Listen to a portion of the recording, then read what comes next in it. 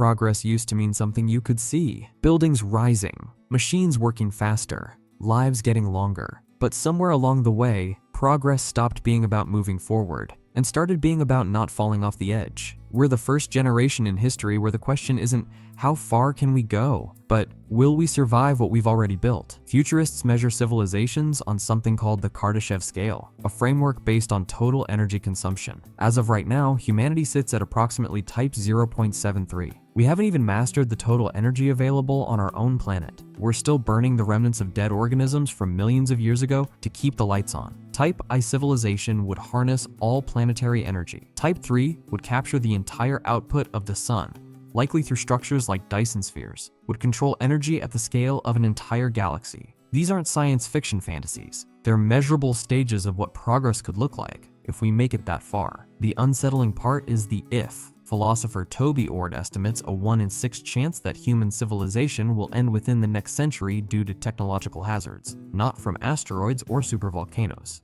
From things we created, AI misalignment, engineered pandemics, nuclear conflict, we've entered what researchers call the precipice, a narrow window of a few centuries where our technological power has outpaced our wisdom. We can split atoms, edit genes, and build machines that learn faster than we do.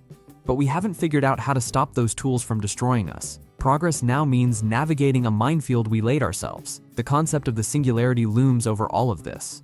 It's the hypothetical point where technological growth becomes uncontrollable and irreversible, resulting in changes we can't predict or comprehend. Some researchers argue that as machines become more autonomous and intelligent, the ratio of humans to intelligent machines will approach zero. Not because the machines will destroy us, but because they'll simply make us redundant. We'll become the biological ancestors of something smarter, faster, and more capable. The question then isn't whether we progress, but whether we even exist in any recognizable form. Future humans, if they exist, may not look like us. CRISPR gene editing and neural interfaces like Neuralink could split the species into different biological or digital lineages. Some may enhance their bodies. Others may upload their consciousness entirely. Progress stops being a collective human story and becomes a branching tree of post-human possibilities, some of which may not include you or anyone you'd recognize as human. The loss isn't just physical, it's a loss of agency. AI systems already manage supply chains,